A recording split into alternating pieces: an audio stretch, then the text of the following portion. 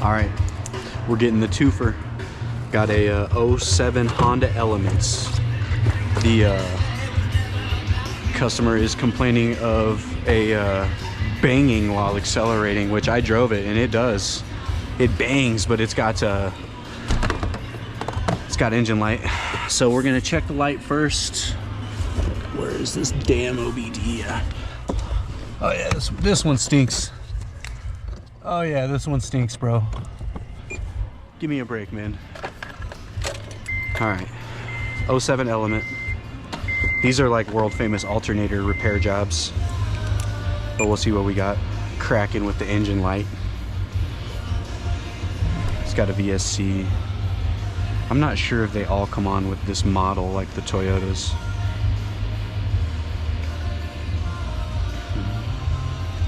And then I'll have one of the guys I work with come over here and power brake so we can check the motor mounts. Just by looking at it, it looked like the top drivers and the top passengers were just toast, man. Or the front lower and the driver's top, my bad.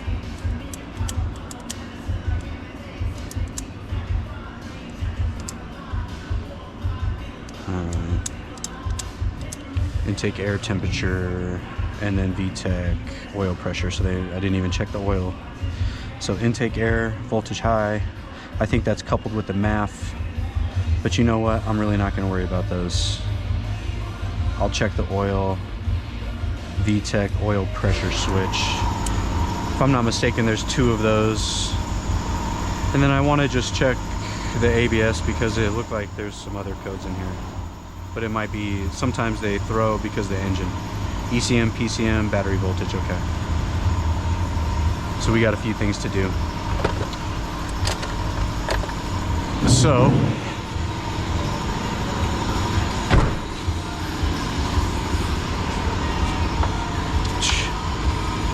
what'd I say?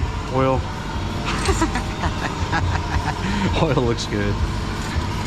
I could just ask and see if they just have recently had it done. But the oil looks okay. But VTEC oil pressure switch is gonna be, where is that on these? Maybe under? Probably under. A lot of the dual overhead cams have 2 of them. One right here and then one right in the front. So we'll test the battery. And then I'll check the motor mounts. And then I'll look into those codes, but I'm really not particularly concerned with those. The intake air temperature sensors, I'm pretty sure it's coupled with this guy right here, the MAF. Looks like someone was messing with it already, but we'll see. Battery voltage is a funny thing. So just talking to my brother about how he drives a diesel, so if one battery's bad, it kind of messes with both of them. So if you don't have like a solid battery, then your shit's gonna be acting funny, man. So we'll just check this one. You never like to see a fuse box lid missing, just missing. So let's see if we can kind of see this one already. You can kind of see it's torn. So it's that one, and then there's one down on the front. Yeah, right there. You see that? Pretty standard. I don't know if the front one is a hydraulic.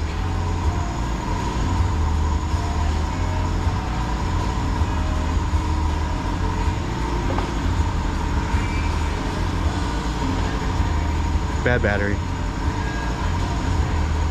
Okay, so I thought. So I'll replace the battery and I'll clear the codes. I'll recommend an oil change with clean oil. Usually the VVT switches, you know, it could be low oil or dirty oil. And then past that, I'll test it for failure. And then, hey, come here real quick. And we'll just get the motor mounts checked since I'm right here anyways. Just go ahead and jump in and power brake it, put it in drive. Gotta print it. That's the one. I can just tell from when I was driving it.